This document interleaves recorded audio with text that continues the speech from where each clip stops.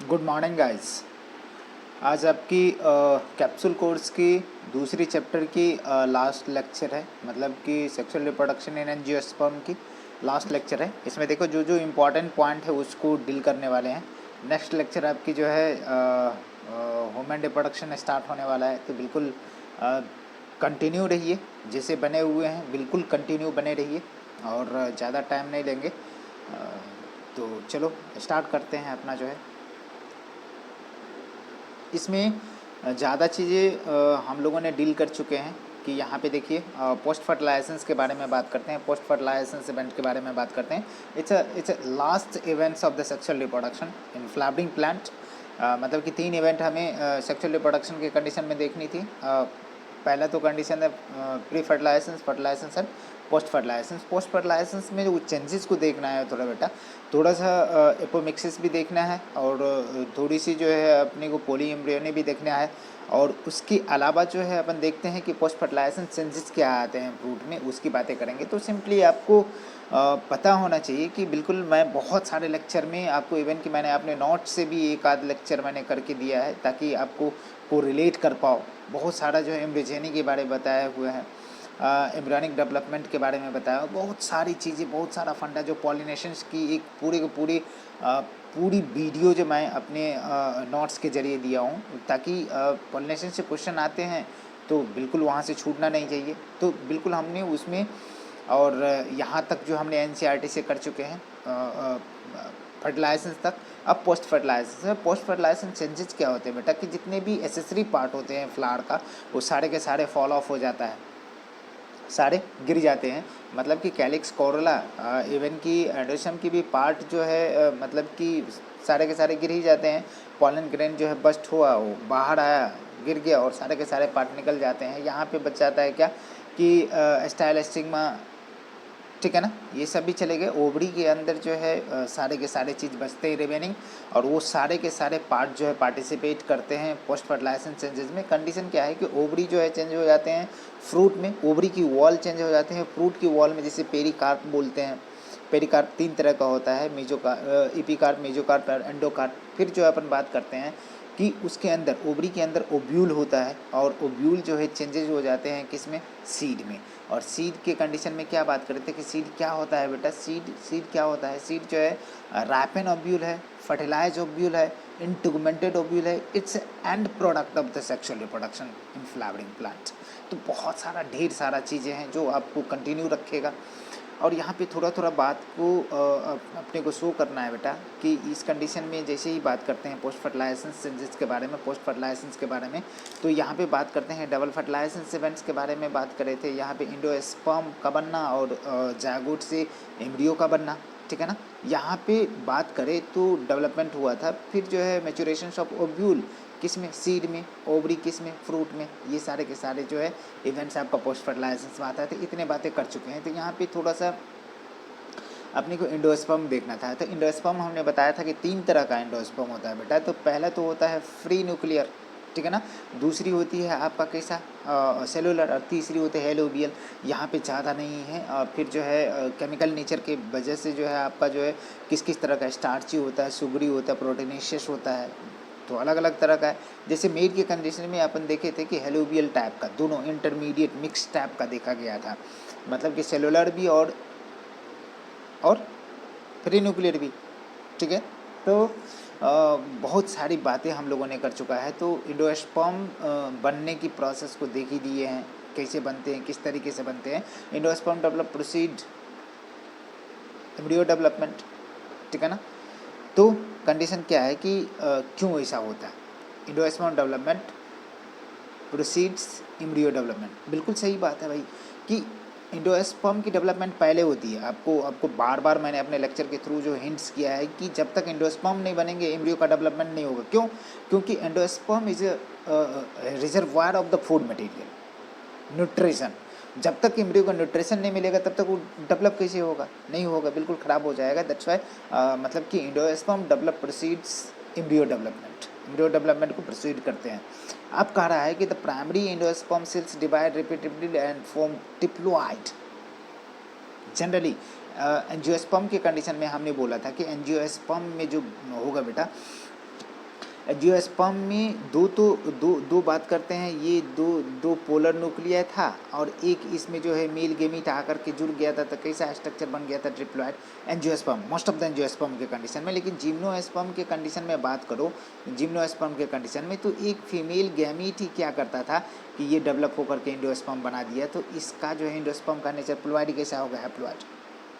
बहुत सारा मैंने बात किया है वहाँ पे, तो चलो ज़्यादा टाइम नहीं लेंगे, ज़्यादा टाइम नहीं लेने का है। और इस सारे के सारे बातें करे थे कि ये कोटिलीडन है, कोटिलीडन के कंडीशन में आपको बात करें तो ये प्लूम्यूल बन गया, कोटिलीडन हो गया, कोटिलीडन के नीचे वाले हाइपोकोटाइल हो गया और इसके ऊपर वाले इपिकोटाइल हो गया, ठीक है ना, समझ में आ रहा ना। तो ये रेडिकल है, रेडिकल के नीचे से जो है रूट कैप है उसको प्रोटेक्ट करके रखते हैं।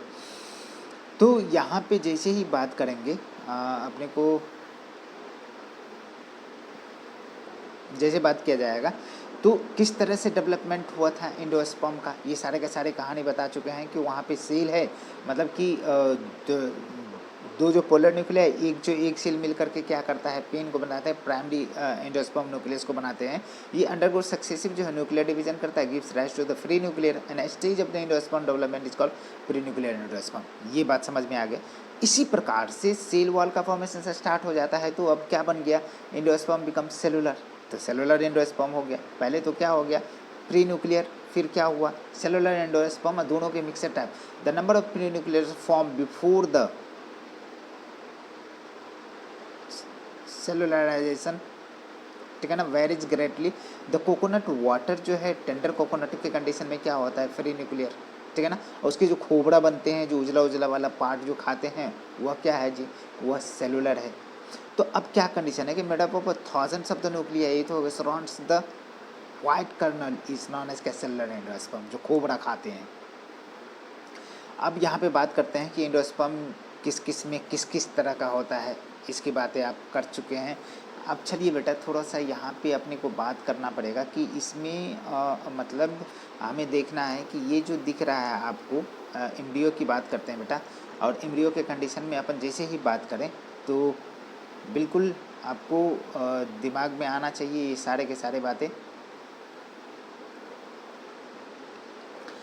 कि यहाँ पे कोटिलीडन के कंडीशन में जैसे मोनोकोट, ये जो दिख रहा है बेटा, ये क्या है, ये जो है ये मोनोकोट का जो है, मोनोकोट का जो है एम्ब्रियो है। इसके कंडीशन में आप ऊपर में देख रहे हो एक ही दाना इसमें दिखता है, लेकिन इसकी ओरिजिनेशन जो होता है लेटरली होता है, लेकिन इसका जो पोजीशन है टर्मिनल है, एस्कुटेलम, ये मेन कोटिलीडन है। ये थोड़ा सा जो है इसके सेकंड कोटिलीडन जो है रेमिनांट होता है, मतलब कि कंडीशन क्या है कि वो डेवलप नहीं होता उतना।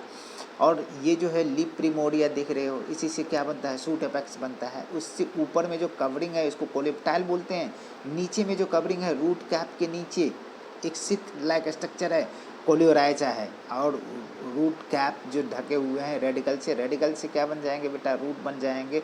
और प्लूम्यूल से क्या बन जाएगा, इससे बन जाएगा सूट। तो एम्ब्रियो के कंडीशन में बात करते हैं तो ये सारे का सारे चीज़ें। तो एम्ब्रियो के डेवलपमेंट जो होता है जायगोट से जो एम्ब्रियो का बनना होता है बेटा, यही कहलाता है क्या, एम्ब्रियोजेनी। याद रहेंगे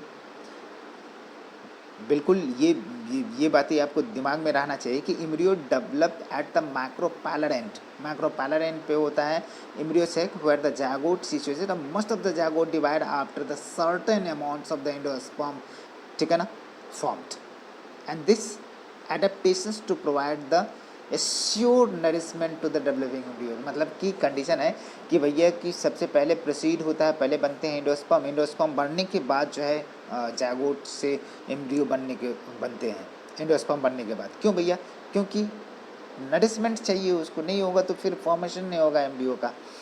अब मोनोकोट और डायकोट दोनों के कंडीशन जो है मतलब कि एक सिमिलर स्टेज तक जो है दोनों कॉमन है। बोले तो up to the globular, pro embryo से लेकर के up to the globular stage तक जो मोनोकोट और डायकोट एम्ब्रियो का डेवलपमेंट एकदम सिमिलर है, एकदम बिल्कुल सिमिलर है। उसमें कहीं कोई मतलब कि ये नहीं है, दोनों में अंतर नहीं है। बाद में जो जैसे ही ग्लोबुलर के आगे जाएंगे तो डिफ्रेंसिएशन स्टार्ट हो जाएगा इन केस ऑफ डायकोट के कंडीशन में। तो प्रो एम्ब्रियो से क्या बन गया, ग्लोबुलर, ग्लोबुलर से हार्ट शेप से मैच्योर एम्ब्रियो बन गया। ये सीक्वेंस आपसे पूछा जा सकता है। अब क्या कर रहा है कि एटिपिकल डायकॉट एम्ब्रियो के कंडीशन में इसमें एक एम्ब्रियोनल एक्सिस होता है, 2 कोटिलीडन होता है। तो एम्ब्रियोनल एक्सिस को टिगेलम बोलते हैं। क्या बोलते हैं एम्ब्रियोनल एक्सिस को? टिगेलम कहते हैं, टिगेलम बोलते हैं। एम्ब्रियोनल एक्सिस को क्या बोलते हैं? टिगेलम। तो अब क्या है कि जैसे ही अपन बात करें तो एक देखो बेटा कि ये है और इस साइड में जो है ये कोटिलीडन है, यही क्या है? टिगेलम है। ये क्या है? टिगेलम है, ठीक है ना, जिसे एम्ब्रियोनल एक्सिस कह दिया। अब यहाँ पे ये प्लूम्यूल हो गया। ये क्या है? ये क्या है? रेडिकल है। ये क्या है? कोटिलीडन है। ये सारे के सारे बात कर रहे हैं। Typical dicot embryo consist of embryonal axis और 2 कोटिलीडन। एम्ब्रियोनल एक्सिस के क्या कर रहा है कि अबव द लेवल ऑफ कोटिलीडन उसे बोलते हैं क्या? इपिकोटाइल। यहाँ पे क्या? इपिकोटाइल। ये कोटिलीडन के नीचे है तो इसको क्या बोलते हैं? हाइपोकोटाइल। ये क्या हो गया? इपिकोटाइल। तो इपिकोटाइल अब क्या करेगा? टर्मिनेट करता है प्लूम्यूल से, और प्लूम्यूल से क्या बनता है जी? स्टेम का टिप बनता है, सूट बनेगा यहाँ से, और इससे रेडिकल, और रेडिकल से क्या बन जाएगा? रूट बन जाएगा, ठीक है ना। और यहाँ हो गया हाइपोकोटाइल, कोटिलीडन के नीचे टर्मिनेट्स रेडिकल, रेडिकल से क्या? रूट टिप बन गया। अब क्या कवर होता है? रूट कैप से। ये क्या कवर होता है? रूट कैप से। याद रहेंगे यहाँ, ठीक है।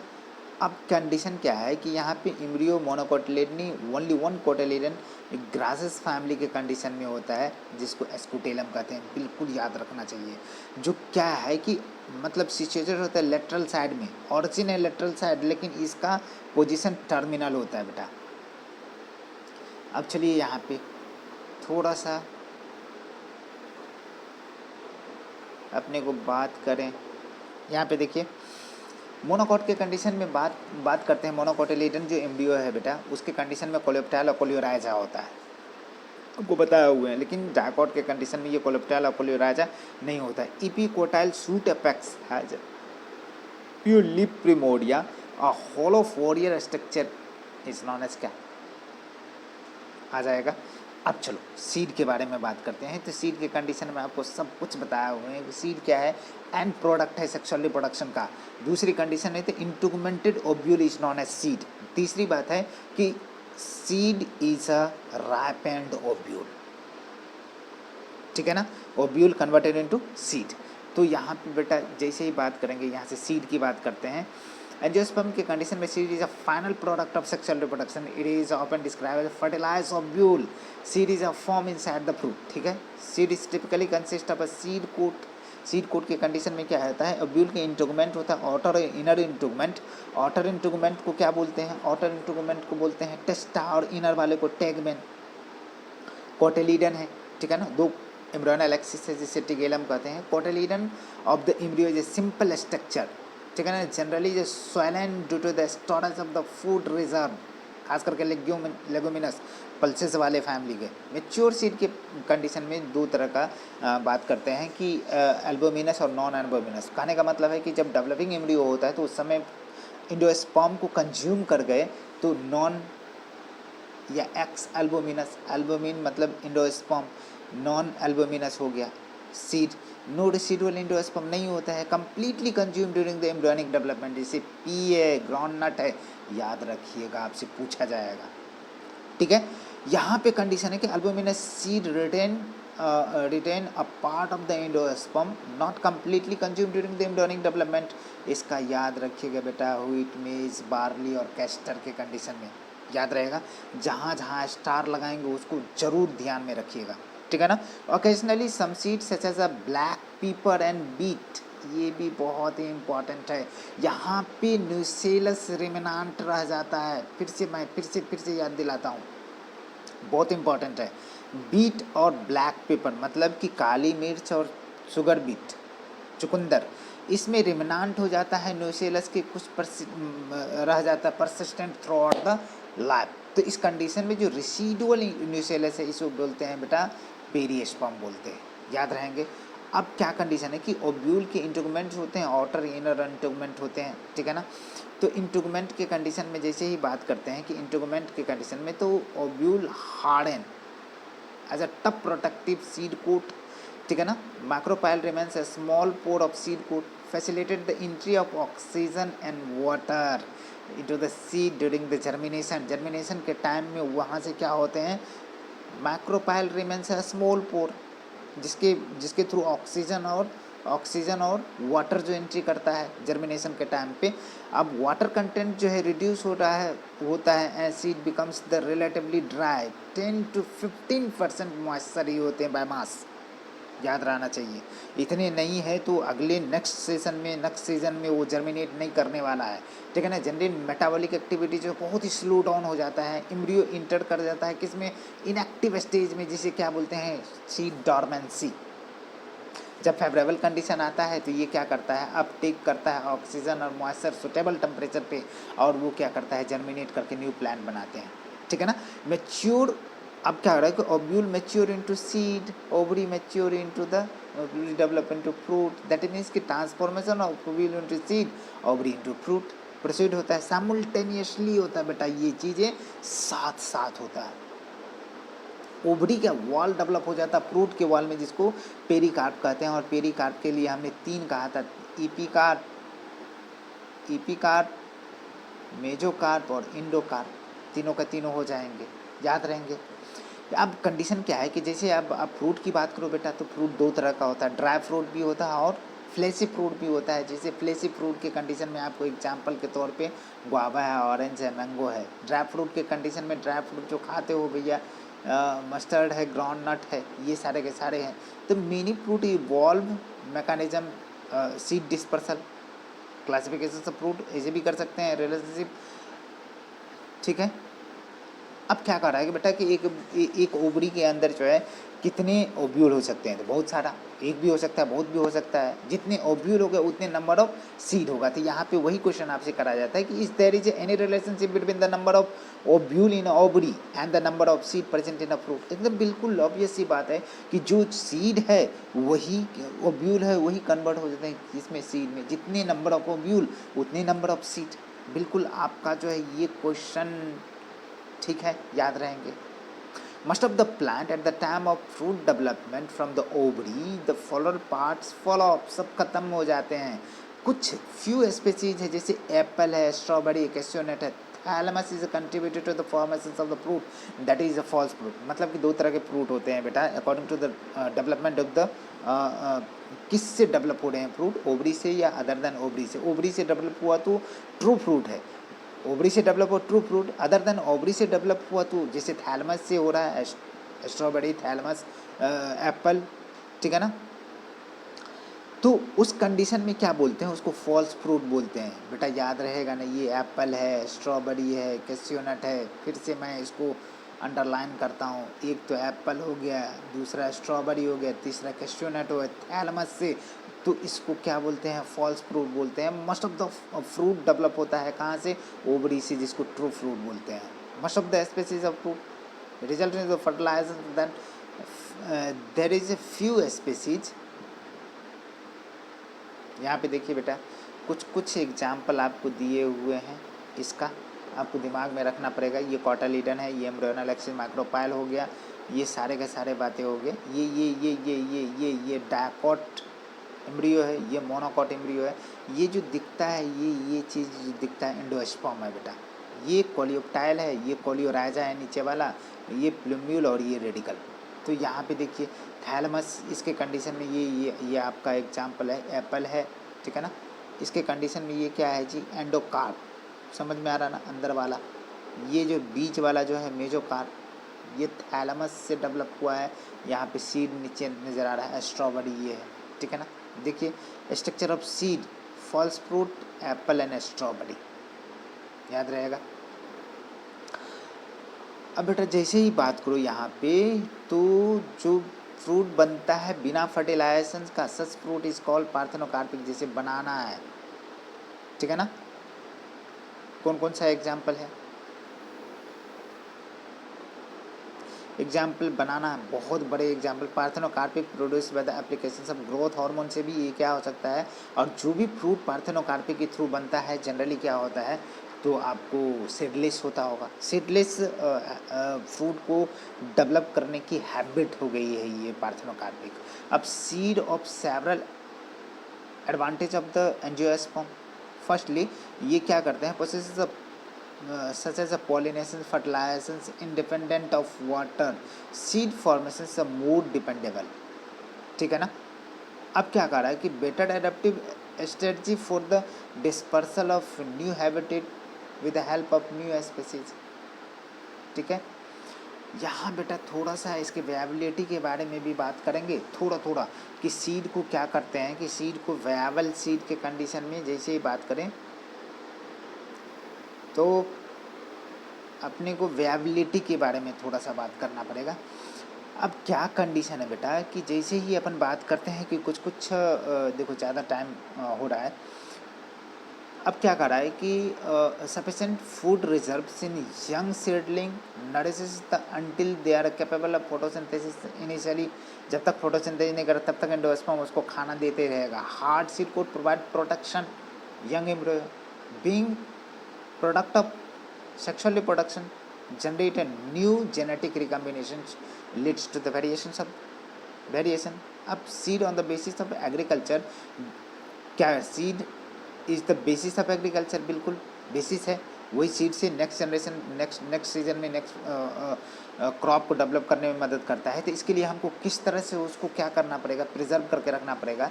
तो पहले तो कंडीशन है कि मतलब कि डिहाइड्रेशन करेंगे। Dormancy of the mature seed is a crucial event of the seed. ठीक है ना। Can be use as a food throughout day, मतलब कि दोनों चीज़ें हैं। अगले क्रॉप के प्रोडक्शन के लिए हम क्या करते हैं कि हम उसको सही टेम्परेचर, सही उसका जो है मॉइस्चर, वो सारे के सारे चीज़ें होना चाहिए। नहीं तो नेक्स्ट सीजन में ग्रो ही नहीं करेगा, जर्मिनेट ही नहीं करेगा। यदि लेस देन 10 to 15% से वाटर कम हो जाएगा तो वो जर्मिनेट नहीं करेगा, ख़राब हो जाएगा। तो अगले साल तक हम खा भी नहीं चाहेंगे उसका स्टोरेज।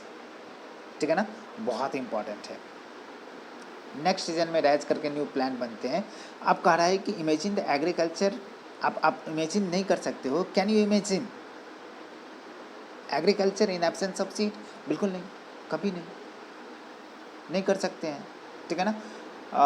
और in the presence of seed which germinate state way soon after the formations and can't be stored. ठीक है, बिल्कुल। यहाँ पे जैसे ही बात करते हैं आगे, चलो बेटा थोड़ा छोटा क्वेश्चन है उसको आप खुद से कर सकते। यहाँ पे इसकी वेबिलिटी की थोड़ी सी बात करते हैं कि कौन कितना वेबल होता है, ये पूछा जाता है। तो हम किसकी, लोटस की बात करते हैं, अपने नेशनल फ्लावर की बात करते हैं। तो इसका 1000 जो है 1000 साल है। लेकिन लुपिन और लुपिनस के कंडीशन में ये 10,000 साल इसकी डोर्मेंसी होती है। मतलब कि इसकी वेबिलिटी होती है, मतलब कि इतने सालों तक इसके सीड फंक्शनल रह सकते हैं और जर्मिनेट करके न्यू सीड बन सकते हैं।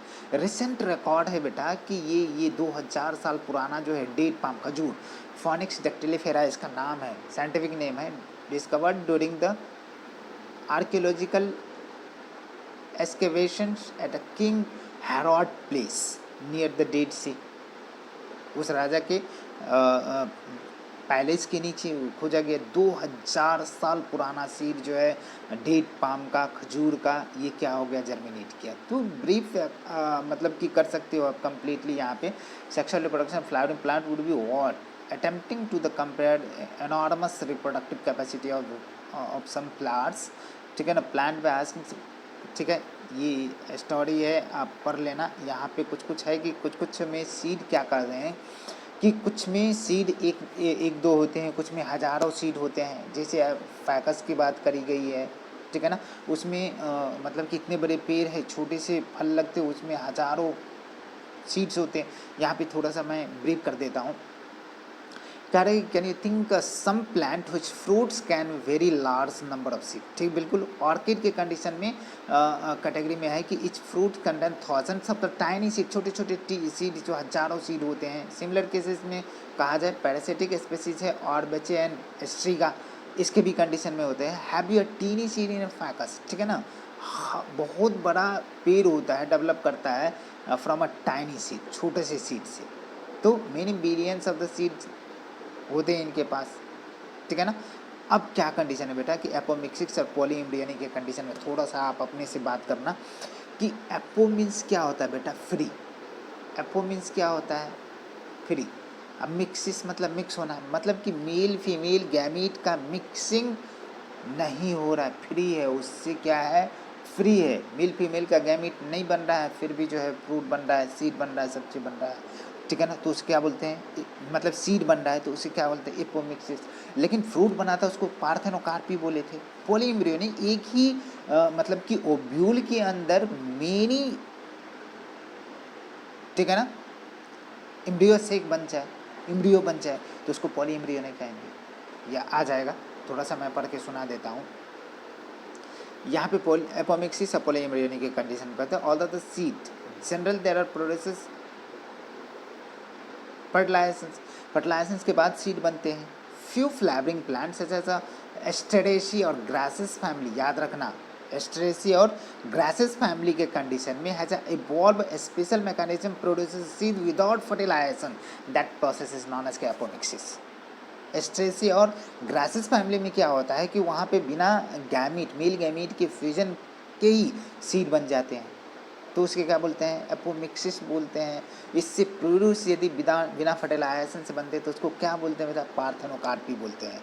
Apomixis is a form of sexual reproduction, ये मिमिक करता है, ये उसकी कॉपी करता है सेक्सुअल रिप्रोडक्शन का, बट सेक्सुअल रिप्रोडक्शन नहीं है, ठीक है ना। There are several ways to develop the apomictic seed, बहुत सारा तरीका है। In some species that diploid egg से बन जाते हैं, डिप्लॉयड एग जब form without reduction divisions develop into the embryo without fertilization, ठीक है ना। मोर ऑफन किस में, साइट्रस और मैंगो के कंडीशन में देखा गया है क्या भैया, कि जैसे ही अपन बात करते हैं यहाँ पे, तो क्या बात करें, वैरायटी ऑफ सम नुसेलर, ठीक है ना, sales undergo the embryo sac starts dividing a protrude into the embryo sac, develop into the embryo. In such a species, such a ovule contain a many embryo, occurs more than one embryo in a seed, एक ही seed में, तब उसे क्या बोलते हैं, पोली embryo. अब कह रहा है कि take out example seed, orange के कंडीशन में जैसे एक्सक्यूज करो तो बहुत सारा सीड निकलते हैं। Observe under mini embryo different size and shape of seed, ठीक है ना।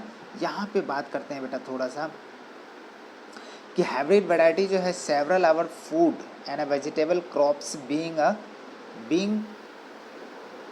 एक्सटेंसिवली कल्टिवेटेड, ठीक है ना। Cultivation hybrid has a tremendously increase productivity, बिल्कुल।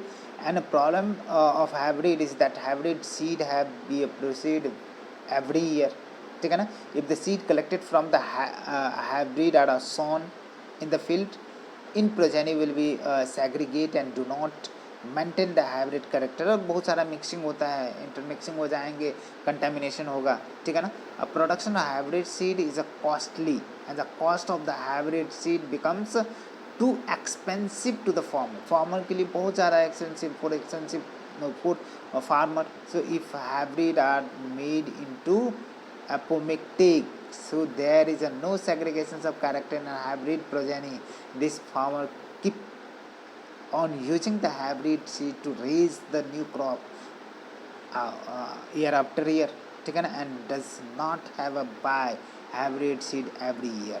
ये थोड़ा सा कॉस्टली प्रोसेस है, because importance of apomixis in hybrid seed industry, active research is going in a many laboratory of around the world in understand the genetics of apomixis and a transfer of apomictic gene into the hybrid variety, ठीक है बेटा। यहाँ तक जो है बिल्कुल आपका पूरा का पूरा जो है ये sexual reproduction in flowering plant होते हैं।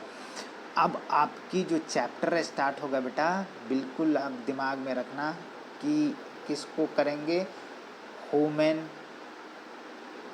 रिप्रोडक्शन को, ठीक है। तो कैरी ऑन बेटा।